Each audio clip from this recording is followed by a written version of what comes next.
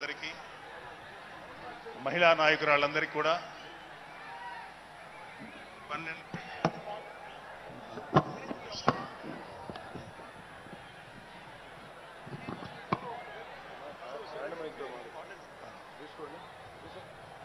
12వ జనసేన ఆవిర్భావ దినోత్సవ శుభాకాంక్షలు తెలియజేస్తున్నాను.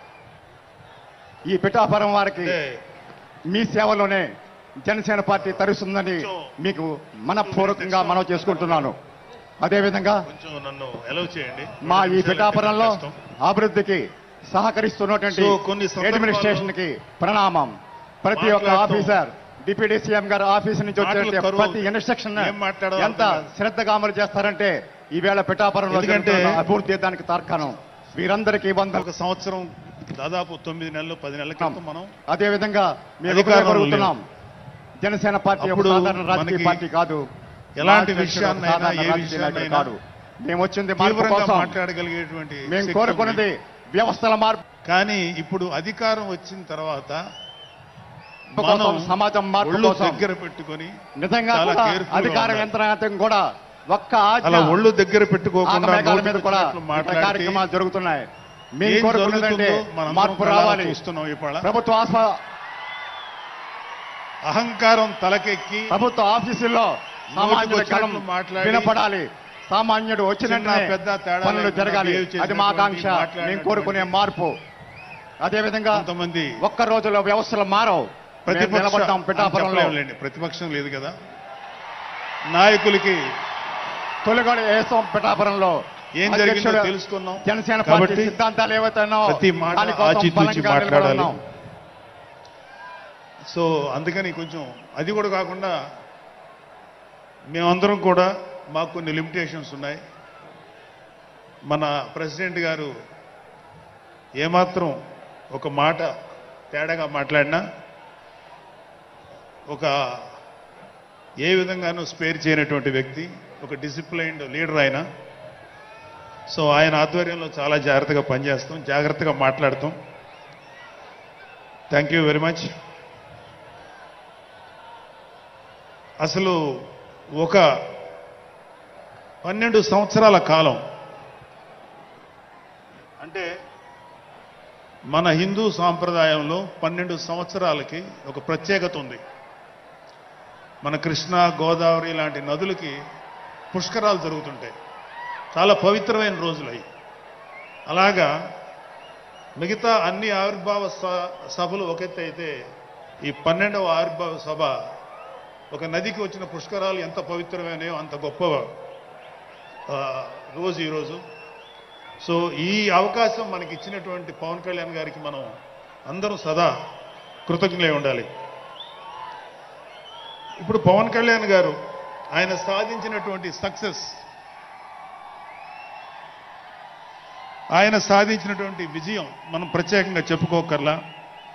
100కి 100% స్ట్రైక్ రేట్ తోటి ఆయన విజయాన్ని, అద్భుతమైన విజయాన్ని సాధించడంతో పాటు అటు రాష్ట్రంలోనూ దేశంలోనూ ప్రభుత్వాలు నిలబెట్టడానికి ఒక వెన్నెముగ్గా నిలిచారు. సో ఆయన గురించి ప్రత్యేకంగా ఏమీ మాట్లాడక్కర్లేదు. ఎందుకంటే చాలామంది చాలాసార్లు మాట్లాడుతున్నారు. మనం తెల్లారులేస్తే టీవీల్లో అన్ని చోట్ల చూస్తున్నాం. ఆయన తీసుకున్నటువంటి Panchayati Raj, water works, forest department ఎంత ఎఫిషియెంట్గా పనిచేస్తున్నారో, అలాగే మన మినిస్టర్లు తీసుకున్నటువంటి ముఖ్యమైన శాఖలన్నీ కూడా ఎంత ఎఫిషియెంట్గా పనిచేస్తారో మనందరం చూస్తున్నాం. సో స్పెసిఫిక్గా కళ్యాణ్ బాబు గారు ఎంత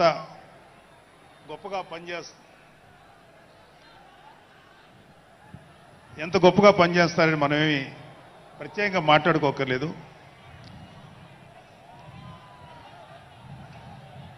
సో అయితే ఎన్ని మాట్లాడినా ఒక విషయం అయితే మనం మాట్లాడుకోవాలి. ఒక సినిమా స్క్రిప్ట్ కానీ ఒక ఉపన్యాసం కానీ దానికి కొన్ని లక్షణాలు ఉంటాయి. అంటే ప్రతి స్పీచ్లోనూ ఒక హీరో, అంటే ఒక సినిమాకి చెప్పిన ఒక హీరో, ఒక విలను, ఒక హీరోయిన్, ఒక హాస్యగాడు, ఇలా ఉంటారు. సో మనం వైసీపీ హాస్యగాళ్ళ గురించి చెప్పుకోకుండా ఈ స్పీచ్ని ఎండ్ చేయలేం. ఎందుకంటే జగన్ లాంటి హాస్యనటుడు కనే కళల గురించి మీకు చెప్పాలి. ఆయన ఎలక్షన్స్ అయిపోక ముందు నిద్రలోకి వెళ్ళారు. ఇప్పటికి నిద్ర లేవాలి. అప్పుడప్పుడు నిద్రలో లేచి కలవరిస్తుంటారు. మొన్న కూడా ఒక మాట చూశారు. కళ్ళు మూసి తెరిచేలోగా 9 నెలలు అయిపోయినాయి, ఇంకెంత, ఇంకాసారి కళ్ళు మూసి తెరిచేలోపుగా 5 ఏళ్ళు అయిపోతాయి, ఆ తర్వాత అధికారం మాదే అని ఆయన మాట్లాడుతుంటే అంతకన్నా ఏ హాస్యగాడు కూడా అంత అద్భుతంగా చేయలేడు. అంత అద్భుతంగా హాస్యం చూపిస్తున్నారు ఆయన. కానీ ఆయనకి నా సలహా ఏంటంటే, సార్ మీరు నిద్రలోనే ఉండండి, అప్పుడప్పుడు కలవరించండి, తప్పులేదు. ఇంకొక 20-30 ఏళ్ల తర్వాత మీరు కల్లో నుంచి బయటికి రండి, అప్పుడు దాకా మిమ్మల్ని ఎవ్వరూ డిస్టర్బ్ చేయరు. ఇది నాకు మనస్ఫూర్తిగా నేను మీకు ఇచ్చే సలహా. మీరు 20 ఏళ్ల తర్వాత మేలుకోండి, ఆ తర్వాత మీ ఇష్టం. మేమైతే 20 ఏళ్ల దాకా మిమ్మల్ని హ్యాపీగా పడుకోమనే సలహా ఇస్తున్నాం.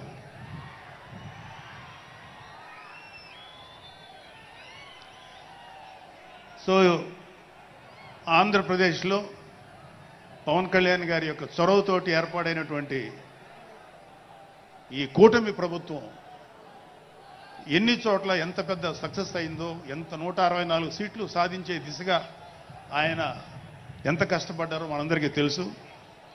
అయితే మా అదృష్టం ఏంటంటే ఇక్కడ పిఠాపురంలో జరుగుతుంది కాబట్టి పిఠాపురంలో ఎలక్షన్స్ ఎలా జరిగినాయో ఒక 2 మాటలు చెప్పకపోతే, నేను పిఠాపురంలో పనిచేసి పిఠాపురం అభిమానుల యొక్క అభిమానాన్ని చూరగొన్న పవన్ కళ్యాణ్ గారికి, అలాగే పిఠాపురం యొక్క జనసైనికులకి, పౌరులకి నేను కృతజ్ఞత చూపించినట్టు అవుతుంది. సో వాళ్ళ కోసం ఈ 2 మాటలు మాట్లాడుతున్నాం. సో పవన్ కళ్యాణ్ గారు పిఠాపురంలో మమ్మల్ని పనిచేయమన్నారు. అంటే నన్ను, మా ఫ్రెండ్ అజయ్ గారిని, అలాగే మర్రెడ్డి గారిని, రత్నం గారిని, శంకర్ గౌడు, మహేంద్ర, పంచకర్ల సందీప్, ఇలా మాకందరికీ పిఠాపురంలో పనిచేసే అవకాశం ఇచ్చారు. మేము పని మొదలెట్టిన తర్వాత మాకు అర్థమైంది ఏంటంటే,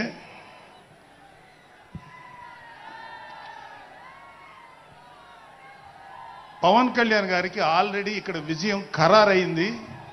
మనం ఓన్లీ పని చేస్తున్నట్టుగా ఉండడమే తప్ప మనం కొత్తగా చేయాల్సిన పని ఏమీ లేదు అని చెప్పి నాకు అర్థమైంది. నాకే కాదు మా అందరికీ అర్థమైంది. సో మేము దీన్ని ఎంత గొప్ప అదృష్టంగా తీసుకుంటున్నామంటే, పవన్ కళ్యాణ్ గారు మీరు పని చేసేసేటువంటి మేము ఇక్కడ ఏదో పని చేసాం అనే తృప్తి మాకు ఇవ్వటం కోసం ఆయన ఈ మమ్మల్ని అపాయింట్ చేశారు తప్ప ఆయన గెలుస్తారన్నది, ఆయన అఖండ విజయం సాధిస్తారని ఆయనకు ముందే తెలుసు. కానీ ఆ సాటిస్ఫాక్షన్ మాకు ఇవ్వటం కోసం మాకు ఈ అవకాశం ఇచ్చారు. అయితే అది మా అదృష్టంగానే ఫీల్ అవుతున్నాం. చంద్రుడికో నూలు పోగులాగా ఆయన పడిన కష్టానికి ఒక చిన్న పని చేసామనే తృప్తి అయితే మాత్రం మాకు నిజంగానే ఉంది. అయితే ఇక్కడ పిఠాపురంలో పవన్ కళ్యాణ్ గారు అఖండ విజయం సాధించడానికి 2 ఫ్యాక్టర్స్, 2 ఇంపార్టెంట్ ఫ్యాక్టర్స్. ఒకటి మన ప్రెసిడెంట్ జనసేనాని పవన్ కళ్యాణ్ గారు అయితే, రెండో ఫ్యాక్టర్, నాట్ వ్యక్తి, ఫ్యాక్టర్ పిఠాపురం జనసైనికులు, పిఠాపురం పౌరులు, పిఠాపురం ఓటర్స్. వీళ్ళిద్దరూ లేకపోతే మేము ఏమి చేసినా ఏం ఉపయోగం లేదు. సో మాలో ఎవరైనా ఇంకెవరైనా సరే పవన్ కళ్యాణ్ గారి విజయానికి నేనే దోహదపడ్డాను అని ఎవరన్నా అనుకుంటే అది వారి కర్మ, అంతకంటే ఏం చేయలేం.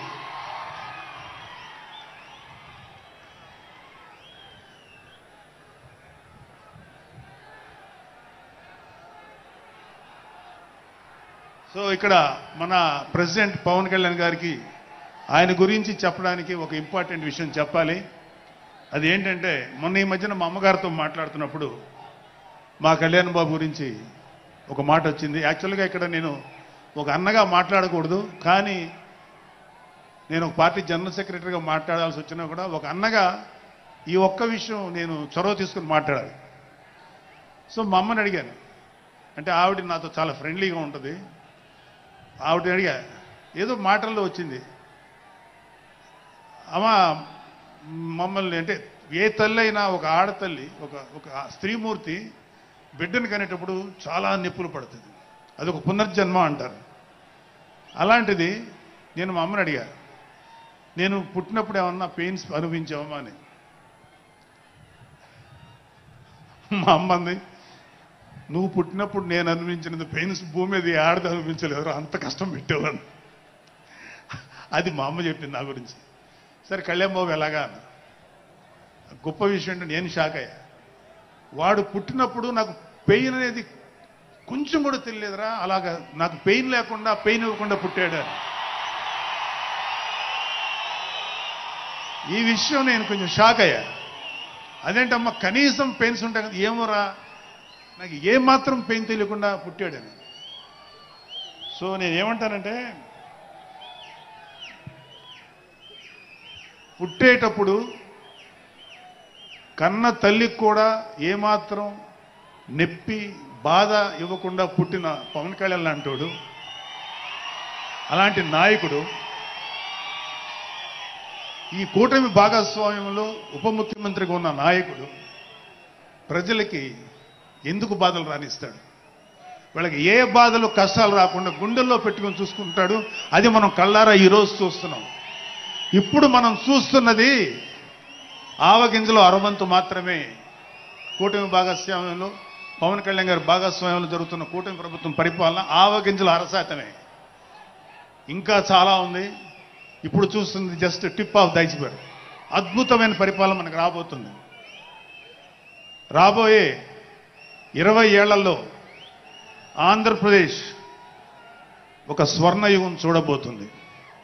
ఎందుకంటే ఎప్పుడో స్వాతంత్రం రోజుల్లో కొంతమంది మహానుభావులు పుట్టారు. అలాంటి వ్యక్తి ఈరోజు పుట్టడం, ఈరోజు మన ముందు ఉండటం మన అదృష్టం. అలాంటి వ్యక్తి దగ్గర పని చేయడానికి ఇగో ఈ స్టేజ్ మీద ఉన్న ప్రతి ఒక్కళ్ళం గర్వంగా ఫీల్ అవుతున్నాం. మాకు పదవులు వచ్చినా రాకపోయినా ఆయనకి సేవ చేస్తాం. నేనేమంటానంటే, మీరందరూ తెలుసుకోవాల్సింది, మీరు పవన్ కళ్యాణ్ అంత గొప్పవాడు కండి, తప్పులేదు. రాకపోతే అంతగా అవ్వలేకపోతే ఒక గొప్పవాడికి అనుచరుడిగా మారండి, ఏదైనా మంచిదే. నేను ఆ పని చేశాను. రెండో పని, పవన్ కళ్యాణ్ గారు అంత గొప్పగా నేను అయ్యే దమ్ము లేదు, కానీ ఆయనకి అనుచరుడిగా మాత్రం నాకు అవకాశం ఇచ్చారు. అది నేను చాలా సంతోషపడతాను. ఎందుకంటే ఇవాళ కళ్యాణ్ బాబు లాంటి వ్యక్తి, ఇక్కడ ఉన్నటువంటి మా నాయకులు ఎవరైనా సరే, మేము చూస్తున్నది కేవలం ఒక జనరేషన్ కాదు, రాబోయే 3-4 జనరేషన్స్. అంటే మీరు, మీ పిల్లలు, మీ గ్రాండ్ చిల్డ్రన్ ఎంత మంచి ప్రపంచాన్ని చూడాలి, ఎంత మంచి జీవితాన్ని చూడాలి, ఎంత చక్కటి అవకాశాలు రావాలి అనేటువంటి ఆలోచనతోటే ముందుకెళ్తున్నాం. ఖచ్చితంగా రాబోయే 20 ఏళ్లలో ఇది జరిగి తీరుతుంది. పవన్ కళ్యాణ్ గారు ఒక జనరేషన్ కోసం కాదు, రాబోయే 2-3 జనరేషన్ల కోసం కూడా ఆలోచించగలిగేటువంటి గొప్ప నాయకుడు. ఇంకొక చిన్న విషయం ఏంటంటే, నాకు ఎమ్మెల్సీగా అవకాశం ఇచ్చినటువంటి మన ప్రెసిడెంట్ పవన్ కళ్యాణ్ గారికి నా హృదయపూర్వక కృతజ్ఞతలు. అలాగే నేను ఎమ్మెల్సీ కావటానికి నన్ను ప్రోత్సహించినటువంటి వ్యక్తులు, లేదా నేను ఎమ్మెల్సీగా ఉండాలని కోరుకున్న మీలాంటి ఎంతో అభిమానించే కార్యకర్తలు, అలాగే మా నాయకులు, ఆ రోజు నాకు సపోర్టుగా వచ్చినటువంటి మా నాయకులందరూ, మనోహర్ గారు, రామకృష్ణ గారు, విష్ణుకుమార్ రాజు గారు, లోకేష్ గారు, వీళ్ళందరికీ కూడా నా హృదయపూర్వక కృతజ్ఞతలు. అంటే దేవుడు అనేవాడు మనం అడిగితే వరాలు ఇస్తాడు, ఖచ్చితంగా వరాలు ఇస్తాడు. కానీ అడగకుండానే వరాలు ఇచ్చేవాడు పవన్ కళ్యాణ్. అతను ఏమని పిలవాలో మీరే డిసైడ్ చేసుకోండి. చివరగా ముఖ్యమైన విషయం ఏంటంటే, జనసేనకి ప్రాణవాయువు లాంటి వాళ్ళు కార్యకర్తలు, వీర మహిళలు, జన సైనికులు, అభిమానులు. నేను ఒక జన సైనికుడిని అని చెప్పుకోవటంలో ఉండే ప్రైడ్ నాకు ఇంకా ఏ విషయంలో రాదు. చాలా గర్వపడుతుంటాను. సో అలాంటి జన సైనికులకి మీ అందరికీ మేమందరం అండగా ఉంటాం. ఏదైనా చిన్న చిన్న ఇబ్బందులు తలెత్తినా అవన్నీ సరిచేస్తాం. ఇంకొక విషయం ఏంటంటే జనసేన పార్టీ ఒక్కటే మీరు ఒక కార్యకర్త స్థాయి నుంచి అత్యంత ఉన్నతమైన స్థాయికి చేరుకోగలిగేటువంటి డెమోక్రటిక్ వాల్యూస్ ఉన్నటువంటి పార్టీ జనసేన. కాబట్టి జనసేనలో ఉండండి, జనసేనని ప్రోత్సహించండి. మీకే కాదు, మీ బిడ్డలకు కాదు, మీ మనవలకు కాదు, రాబోయే తరాలందరికీ జనసేన అండగా ఉంటుంది. మీ అందరికీ మేము ఫుల్ సపోర్ట్ చేస్తాం. మిమ్మల్ని అందరినీ గుండెల్లో పెట్టుకొని చూసుకుంటాం. ఎందుకంటే మా వెనకాల ఉన్నది ఒక శక్తి, దట్ ఈజ్ పవన్ కళ్యాణ్. జై పవన్ కళ్యాణ్, జై జనసేన, జై హింద్. గౌరవనీయులు పార్టీ ప్రధాన కార్యదర్శి శ్రీ శిలకం మధుసూదన్ రెడ్డి గారు వారిని ప్రసంగించాల్సిందిగా మీ దగ్గర ఎదురు పొడియం.